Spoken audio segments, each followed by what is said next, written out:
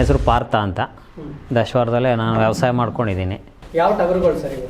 ಇದು ಅಮೀನ್ಗಾಡ್ ಇದರಲ್ಲಿ ತರೋದು, ಬಳ್ಳಾರಿ ಡಿಸ್ಟಿಕ್ನಲ್ಲಿ ಅಮೀನ್ಗಾಡ್ ಸಂತೆ ನಡೀತೆ. ಅಲ್ಲೋಗಿ 3 ತಿಂಗಳು ಮರಿಗಳು ಟೆಂಪೋದಲ್ಲಿ ಹೋಗಿ ತಗೊಬರ್ತೀವಿ. 3 ತಿಂಗಳು ಮರಿ ತಂದು ಸಾಕಿದ್ದೀವಿ ನಾವೀಗ.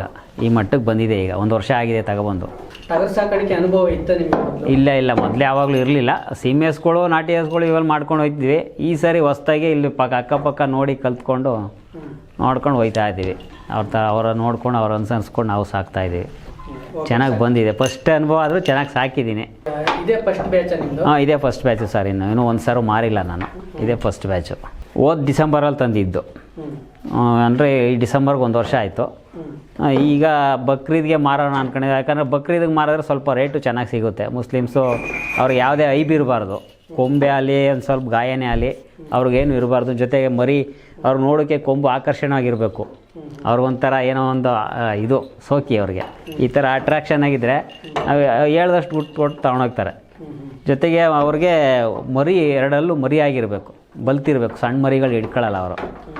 ಆದ್ದರಿಂದ ಈಗ ನಾವು ಒಳ್ಳೆ ರೇಟ್ ಸಿಗುತ್ತೆ ಅಂತ ಆಸೆ ಇಟ್ಕೊಂಡಿದ್ದೀವಿ.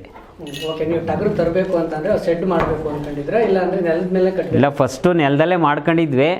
ಯಾಕಂದ್ರೆ ಅವು ನಾವು 3 ದಿವ್ಸಕ್ಕೂ ಮೈ ತೊಳಿಯೋಕ್ಕಾಗಲ್ಲ, ಗಲೀಜು ಮಾಡ್ಕೊತಾನೆ ಇದ್ದು. ಮತ್ತು 10 ನಿಮಿಷಕ್ಕೂ ಒಂದು ಅದು ಪಿಕ್ಕೆ ಗುಡಿಸೋದು ಅವೆಲ್ಲ ಮಾಡೋದು ಹಿಂಸೆ ಆಗೋದು.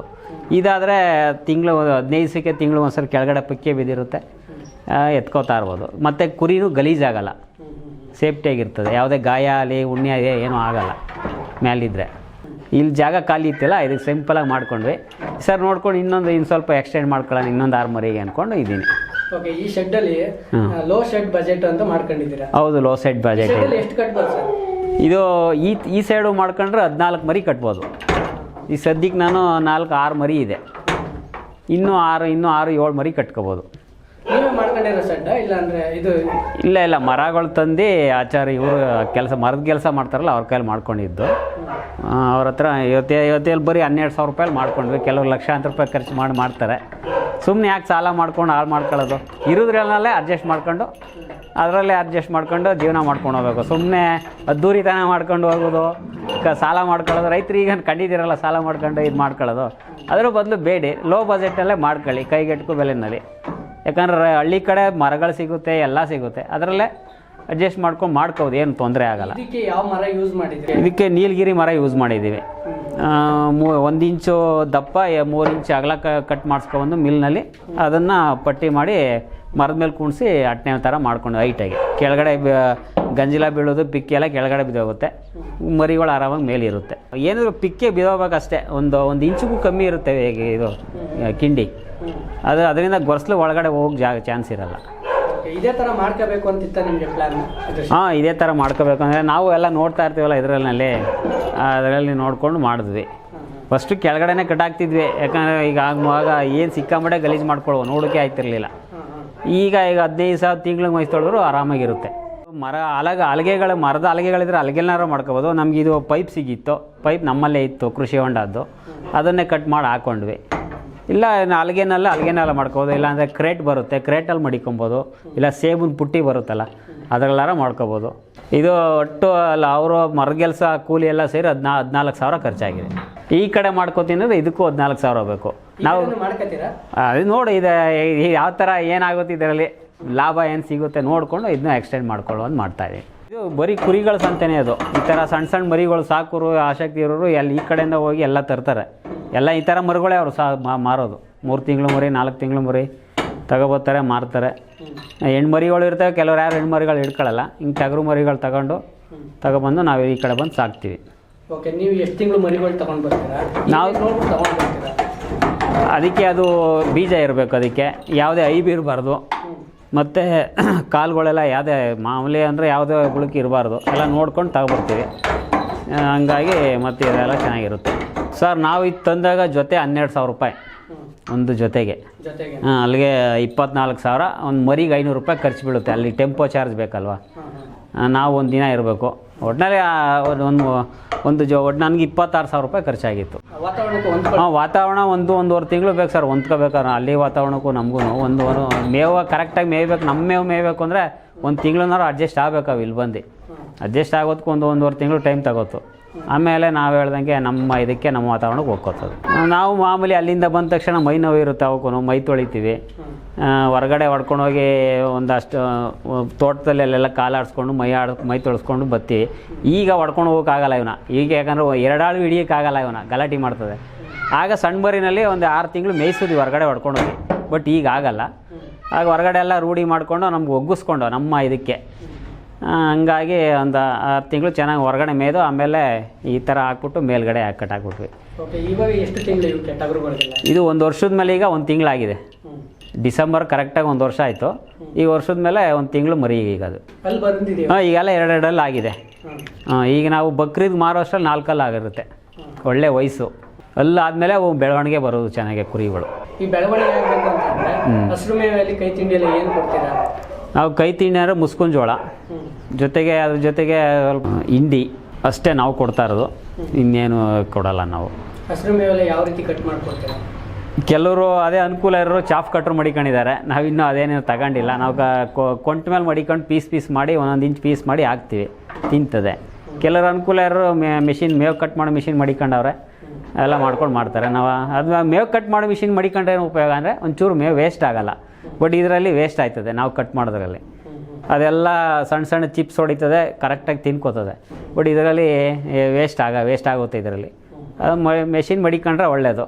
ಒಣಕಡ್ಡಿ ಮೇದ್ರೇ ಒಳ್ಳೆಯದು ಕುರಿಗಳು. ಈ ಟೈಮಲ್ಲಿ ಸಂಕ್ರಾಂತಿ ಈ ಟೈಮ್ ಡಿಸೆಂಬರು, ಜನವರಿ, ಫೆಬ್ರವರಿ ತಿಂಗಳಲ್ಲಿ ಒಣಕಡ್ಡಿ ಮೇದ್ರೆ ಒಳ್ಳೆ ಮೈ ಕಟ್ಟುತ್ತೆ. ಒಣಕಡ್ಡಿ ಅಂದರೆ ರಾಗಿ ಕಡ್ಡಿಯೋ, ಉಳ್ಳಿ ಕಡ್ಡಿನೋ, ಇಲ್ಲ ಭತ್ತದ ಸತ್ತೆ, ಯಾವುದು ಒಟ್ಟಿನಲ್ಲಿ ಒಣಕಡ್ಡಿ ತಿನ್ನಿಸ್ಬೇಕು ಸರ್. ಈಗ ಈ ಟೈಮ್ನಲ್ಲಿ ಬೇಸಿಗೆನಲ್ಲಿ ಒಣಕಡ್ಡಿ ತಿಂದಷ್ಟು ಕುರಿಗಳು ಡೆವಲಪ್ ಆಯ್ತದೆ. ಕುರಿಗೆ ಮೇಯ್ನ್ ಬೇಕಾಗಿರೋದು ಈಗ ಈ ಟೈಮಲ್ಲಿ ಒಣಕಡ್ಡಿ, ಉಳ್ಳಿ ಕಡ್ಡಿ, ಉಳ್ಳಿ ಒಟ್ಟಿರುತ್ತಲ್ಲ ಅದು, ರಾಗಿ ಕಡ್ಡಿ, ಇಂಥ ಒಣಕಡ್ಡಿ ತಿನ್ನಿಸಿದ್ರೆ ಒಳ್ಳೆ ಮೈ ಬರುತ್ತೆ ಕುರುಗಳಿಗೆ. ಈ ಟೈಮ್ನಲ್ಲಿ ಇದ್ದಾಗೆಲ್ಲ ಮಾಮೂಲಿ ಹೆಸರು ಮುಸ್ಕಿನ ಜೋಳ, ಇಲಾಖೆ ಹುಲ್ಲು ಮತ್ತು ಶುಂಠಿ ಹುಲ್ಲು ಹಾಕ್ಕೊಂಡಿದ್ದೀವಿ. ಈ ಥರ ಹಾಕ್ಕೊಂಡು ಮೇಯಿಸ್ತೀವಿ. ಮಾಮೂಲಿ ಮುಸ್ಕಿನ ಜೋಳ ಒಂದು 200 ಗ್ರಾಮು ಒಂದೇ ಟೈಮ್ ಕೊಡೋದು. ಇದು ಹಿಂಡಿ ಒಂದು 100 ಗ್ರಾಮ್ ಬರುತ್ತೆ ಅಷ್ಟೇ. ಸ್ಟಾರ್ಟಿಂಗ್ ತಂದಾಗಿಂದನೂ ಅಷ್ಟೇ ಪ್ರಮಾಣದಲ್ಲಿ? ಇಲ್ಲ, ಸ್ಟಾರ್ಟಿಂಗ್ ಅಷ್ಟು ಕೊಟ್ಬಿಟ್ರೆ ಅವು ಏನು ಮೇವನೆ ತಿಂದೇ ಹೋಯ್ತದೆ. ಬೆಳವಣಿಗೆ ಆದಂಗೆ ಸ್ವಲ್ಪ ಜಾಸ್ತಿ ಮಾಡ್ಕೊಂಡು ಹೋಗ್ತಾ ಇರಬೇಕು. ಮರಿನಲ್ಲಿ ಸ್ವಲ್ಪ ಕೊಟ್ಕೊಂಡು ಹೋಗ್ತೀವಿ, ಅವು ಬೆಳವಣಿಗೆ ಆದಂಗೆ ಸ್ವಲ್ಪ ಜಾಸ್ತಿ ಮಾಡ್ಕೊಂಡು ಹೋಗ್ತೀವಿ ಅಷ್ಟೇ. ಬಕ್ರೀದ್ ಹಬ್ಬಕ್ಕೆ ನೀವು ಮಾಡ್ತೀವಿ ಇಲ್ಲ ಬೇರೆ ಟೈಮಲ್ಲಿ ಸೇಲ್ ಮಾಡ್ತೀವಿ? ಸರ್, ನಾವು ಬಕ್ರೀದ್ಗಂತಲೇ ಏನು ಮಾಡ್ತಾಯಿಲ್ಲ. ಬಟ್ ಬಕ್ರೀದಲ್ಲಿ ಲಾಭ ಜಾಸ್ತಿ ಇರುತ್ತೆ. ಹಂಗಂತ ನಾವು ಹೋದರೆ ಎಲ್ಲರೂ ಬಕ್ರೀದ್ಗೆ ಮಾರಬೇಕು ಅಂತ ಹೋದಾಗ ತಗೋಬೇಕಲ್ಲ, ಅಲ್ಲಿ ನಮ್ಗೆ ಸೇಲ್ ಆಗಲಿ ಅವ್ರು ನಮ್ಗೆ ಲಾಸ್ ಆಗ್ಬಿಡುತ್ತೆ. ಇನ್ನು ಮಡಿಕೊಳ್ಳೋಕ್ಕಾಗಲ್ಲ ಇವನ್ನ. ಜಾಸ್ತಿ ದಿನ ಮಡಿಕೊಂಡ್ರೆ ನಮ್ಗೆ ಹಿಂಸೆ ಆಗ್ಬಿಡ್ತದೆ, ಸಿಕ್ಕಾಮಟ್ಟೆ ಗಲಾಟೆ ಮಾಡ್ತದೆ. ಒಂದು ನಮ್ಮ ಇದಕ್ಕೆ ಬಂದರೆ ನಮ್ಮ ಖರ್ಚು ವೆಚ್ಚ ಎಲ್ಲ ನೋಡಿ ನಮ್ಮ ಲಾಭ ಸಿಕ್ತಂದ್ರೆ ರೈತರಿಗಾರು ಕೊಡ್ತೀವಿ, ಇಲ್ಲ ಯಾರಿಗಾರು ಫಂಕ್ಷನ್ಗಳಿಗೆ ಅವಗೂ ಇವಗಾರು ಕೊಡ್ತೀವಿ. ಬಕ್ರೀದ್ಗೆ ಕೊಡಬೇಕು ಅಂತ ಏನಿಲ್ಲ ನಮ್ಮ ಇದು. ಅವ್ರು ಕೆಜಿ ಲೆಕ್ಕ ಕೇಳಿದ್ರೆ ಕೆಜಿ ಲೆಕ್ಕ ಕೊಡ್ತೀವಿ, ಇಲ್ಲ ಉಂಡೆನೇ ತಗೋತೀವಿ ಅಂದ್ರೆ ಉಂಡೆನೂ ಕೊಡ್ತೀವಿ. ಕೆಜಿ ಅಂದರೆ ಏನು ರೇಟ್ ಇದೆ ಸರ್? ಈಗ ಮಾಮೂಲಿ 650-700 ರೂಪಾಯಿ ಇದೆ. ಬಟ್ ಈಗ ಜೀವದ ಮರಿ ಅಂದರೆ 450 ರೂಪಾಯಿ ತಗೋತಾರೆ ಅನಿಸುತ್ತೆ ಅಷ್ಟೇ. ಎಲ್ಲ ಒಳಗಡೆ ಎಲ್ಲ ಇದೆಲ್ಲ ಸೇರಿಸಿ ತಗೋತಾರಲ್ಲ ಅವರು, 450 ರೂಪಾಯಿ ಕೊಡ್ಬೋದು ಅನಿಸುತ್ತೆ. ಚೆನ್ನಾಗಿ ಬೆಳವಣಿಗೆ ಬರುತ್ತೆ, ಒಳ್ಳೆ ಮೈ ಕಟ್ಟುತ್ತೆ, ನೋಡೋಕ್ಕೂ ಆಕರ್ಷಣೆ ಆಗಿರುತ್ತೆ. ಇದರಿಂದ ಚೆನ್ನಾಗಿದೆ ಅಂತ. ಓಕೆ, ಇನ್ನು ಎಷ್ಟು ಬೆಳವಣಿಗೆ ಆಗುತ್ತೆ ಇದು? ಸರ್, ಇದು ಅದೇ ಹೇಳಿದ್ನಲ್ಲ, ಹಲ್ಲಾಗಬೇಕು ಅಂತ. ಹಲ್ಲಾದಮೇಲೆ ಅದು ವಯಸ್ಸು ಒಳ್ಳೆ ಮಧ್ಯ ವಯಸ್ಸಿನ, ಈಗ ನಮಗೆ 18 ವರ್ಷ ಆದಮೇಲೆ ಬೆಳವಣಿಗೆ ಬರುತ್ತೆ ಅಂತಾರಲ್ಲ, ಆ ಥರದ್ದು ಒಳ್ಳೆ ಏಜ್ ಈಗಲೇ ಅದು ಬೆಳವಣಿಗೆ ಚೆನ್ನಾಗಿ ಕಾಣೋದು. ಈಗ ನಾವೇನು ತಿನ್ನಿಸ್ತೀವೋ ಅದ್ರ ಮೇಲೆ ಬೆಳವಣಿಗೆ ಬೆಳ್ಕೊಂಡು ಹೋಗ್ತಾ ಇರ್ತದೆ. ಈಗ ನಾವು ತಿನ್ನಿಸ್ದಂಗೆಲ್ಲ ಕೊಟ್ಟಂಗೆಲ್ಲ ಅದು ಬೆಳವಣಿಗೆ ಮೈ ಕಟ್ಕೊಂಡು ಆರಾಮಾಗಿ ಒಳ್ಳೆ ಇದಾಗಿ ಬರುತ್ತೆ. ಓಕೆ, ನೀವು ಯಾವ ರೀತಿ ಸೆಟ್ಟಿಗೆ ಬಂದು ಯಾವ ರೀತಿ ನೋಡ್ಕೊಳ್ತೀರಾ? ನಾವು ಬಂದ ತಕ್ಷಣ ಮಾಮೂಲಿ ಇದೆಲ್ಲ ಗಲೀಜೆಲ್ಲ ಕ್ಲೀನ್ ಮಾಡ್ತೀವಿ. ಇದೆಲ್ಲ ರಾತ್ರಿ ಹಾಕಿದ್ದೆಲ್ಲ ಕ್ಲೀನಾಗಿ ತೆಗೆದುಬಿಟ್ಟು ಬೆಳಗ್ಗೆ ಬೇರೆ ಹಾಕಿ ನೀರು ಕುಡಿಸ್ಬಿಟ್ಟು ಮತ್ತು ತಿಂಗ್ಳಿಗೊಂದು ಸಾರಿ ಜಂತುಳಿದ ಔಷಧಿ ಕೊಡ್ತೀವಿ. ಇನ್ನೇನಾರು ಉಣ್ಣೆ ಗಿಣ್ಣೆ ಇರುತ್ತೆ, ಅದೊಂದು ಇಂಜೆಕ್ಷನ್ ಬರುತ್ತೆ, ಇಂಜೆಕ್ಷನ್ ಮಾಡ್ತೀವಿ ತಿಂಗ್ಳಿಗೊಂದು ಸಾರಿ ಡಾಕ್ಟ್ರ್ ಕೈನಲ್ಲಿ. ಅವ್ರು ಡಾಕ್ಟ್ರು ಏನು ಹೇಳ್ತಾರೆ ಅದನ್ನು ಹೇಳ್ಬಿಟ್ಟು ಅದನ್ನು ಮಾಡಿಸ್ಕೊತೀವಿ ಅವ್ರ ಕೈನಲ್ಲಿ. ಇದ್ದದ್ದೆಲ್ಲ ಮಾಮೂಲಿ ಹುಲ್ಲು ನೀರು ಕೊಡ್ತಾ ಇರ್ತೀವಿ. ಇರೋದ್ರಲ್ಲೇ ಇರೋದನ್ನೇ ಮಾಡ್ಕೊಂಡು ಹೋದ್ರೆ ಏನಾಗಲ್ಲ. ಕೆಲವರು ಹೆಂಗೋ ಮಾಡಬೇಕು ಅಂತ ಹೋಗಿ ಸುಮ್ಮನೆ ಸಾಲ ಮಾಡ್ಕೋತಾರೆ. ಹಂಗಾಗಿ ಇರೋದ್ರಲ್ಲೇ ಅಡ್ಜಸ್ಟ್ ಮಾಡ್ಕೊಂಡು ಮಾಡಿ ಒಳ್ಳೆ ಲಾಭ ಇದೆ. ಲಾಸ್ ಅಂತೂ ಯಾವುದೂ ಆಗಲ್ಲ, ಚೆನ್ನಾಗಿ ಲಾಭ ಇದೆ, ಮಾಡ್ಬೋದು. ಕೆಲವರು ಹುಲ್ಲು ಹಾಕಿದಾಗ ಮಣ್ಣು ಸೇರಿಸಿ ಹುಲ್ಲು ಹಾಕಿರ್ತಾರೆ, ಅದು ಉಚ್ಕೊಳ್ಳೋದು ಅವೆಲ್ಲ ಮಾಡ್ತಾರೆ. ಹಾಕೋದು ಕ್ಲೀನಾಗಿರೋ ಹುಲ್ಲು ಹಾಕಿದ್ರೆ ಇದುವರೆಗಾಗಿ ಒಂದು ಇಂಜೆಕ್ಷನ್ ಮಾಡಿಸಿಲ್ಲ ಸರ್ ನಾನು ಇವಕ್ಕೆ. ಡಾಕ್ಟ್ರ್ನಲ್ಲಿ ಒಂದು ಜಂತುಳದ್ದು ಒಂದು ಇಂಜೆನ್ ಬಿಟ್ಟರೆ ಯಾವುದೇ ಒಂದು ಇಂಜೆಕ್ಷನ್ ಇಲ್ಲ, ಒಂದು ಮಾತ್ರೆ ಹಾಕಿಲ್ಲ. ಅವಕ್ಕೆ ಯಾವುದೇ ಒಂದು ಇದು ಬಂದಿಲ್ಲ. ದಷ್ಟಪುಷ್ಟವಾಗಿರೋದ್ರಿಂದ ಗುದ್ದಾಡಲ್ವಾ ಸರ್ ಒಂದೊಂದು? ಗುದ್ದಾಡುತ್ತೆ, ಅದಕ್ಕೆ ಈ ಥರ ಮಾಡಿರೋದು ಒಂಥರ. ಅದಕ್ಕೂ ಇದಕ್ಕೆ ಎರಡೆರಡು ಅಗ್ದಲ್ಲಿ ಕಟ್ಟಿರೋದು. ಗುದ್ದಾಡುತ್ತೆ.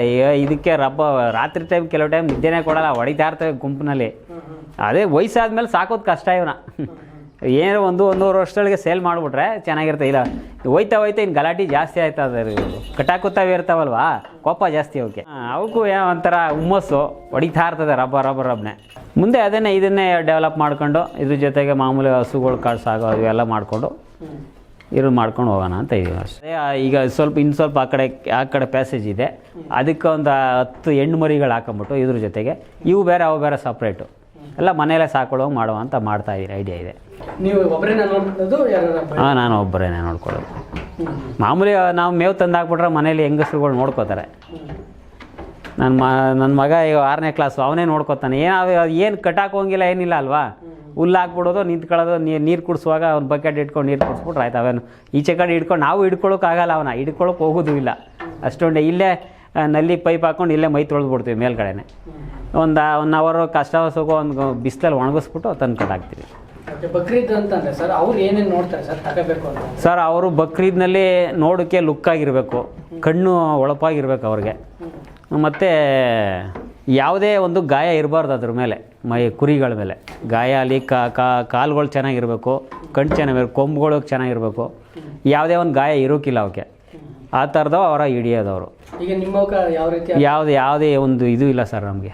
ಒಬ್ಬಳು ವರ್ಷಕ್ಕೊಂದ್ಸರಿ ಕಟ್ ಮಾಡಿಸ್ಬೇಕು. ಈಗ ಒಂದು 15 ದಿವಸದಲ್ಲಿ ಮಾಡಿಸಿದ್ವಿ, ಇನ್ನು ಮಾಡ್ಸೋಕೆ ಹೋಗಲ್ಲ. ಬಿಸಿಲು ಟೈಮಲ್ಲಿ ಮಾಡಿಸ್ಬಿಟ್ರೆ ಚಳಿನಲ್ಲಿ ಮಾಡಿಸಲ್ಲ. ಕೊಂಬಿಗೆಲ್ಲ ಏನಾರು ಎಣ್ಣೆ ಹಾಕಿ ಮಸಾಜ್ ಏನೋ ಮಾಡ್ತೀರಾ ಸರ್? ಇಲ್ಲ ಆ ಥರ ಏನು ಮಾಡಲ್ಲ. ಕೊಂಬು ಚೆನ್ನಾಗಿ ಬಂದಿದೆ? ಇಲ್ಲ ಆ ಥರ ಏನು ಬರಲ್ಲ. ಈ ಕೊಂಬಿಂದನೇ ಅರ್ಧ ಕುರಿ ಬೆಳವಣಿಗೆ ಕಮ್ಮಿ ಆಗುತ್ತೆ, ಇದೇ ಅರ್ಧ ಇದು ಮಾಡ್ಕೊಬಿಡ್ತದೆ ಅವನ. ಕೊಂಬಿಲ್ಲ ಅಂದರೆ ಇನ್ನೂ ಬೆಳವಣಿಗೆ ಚೆನ್ನಾಗಿ ಬರುತ್ತೆ ಕುರಿದು. ಈ ಕೊಂಬಿಂದನೇ ಅರ್ಧ ಕುರಿ ತಿನ್ಕೊಳ್ಳುತ್ತೆ ಅದು. ಕೊಂಬಿರೋದಕ್ಕೆ ಲುಕ್ ಕಾಣೋದು. ಬಟ್ ಆದರೆ ಏನೋ ಹೇಳ್ತಾರೆ ಮಿರಿಕ್ರಂಗೆ ಅನ್ನೋರಾಗ ಕುರಿಗಳ ಕೊಂಬು ಬಂದರೆ ಬೆಳವಣಿಗೆ ಜಾಸ್ತಿ ಬರಲ್ಲ ಅನ್ನೋರು. ಅದು ನಿಜ ಅನ್ನಿಸ್ತದೆ. ಒಳ್ಳೇದಾಗಲಿ, ನಮ್ಮಿಂದ 4 ಜನಕ್ಕೆ ಉಪಯೋಗ ಆಗಲಿ. ಇಲ್ಲ ಅವರಿಂದ ನಾವು ತಿಳ್ಕೊಳ್ಳುವಂಥದ್ದು ಏನಾಯ್ತಾರೆ ನಾವು ನೋಡಿ ತಿಳ್ಕೊಳ್ತೀವಿ. ನಮ್ಮಿಂದ ಅವ್ರು ತಿಳ್ಕೊಳ್ಳುವಂತಿದ್ರೆ ನೋಡಿ ತಿಳ್ಕೊಳ್ಳಿ, ಇದನ್ನು ನೋಡಿ ಈ ಚಾನಲ್ ನೋಡಿ ತಿಳ್ಕೊಳ್ಳಿ ಅಂತ ನಾವು ಹೇಳ್ತೀವಿ.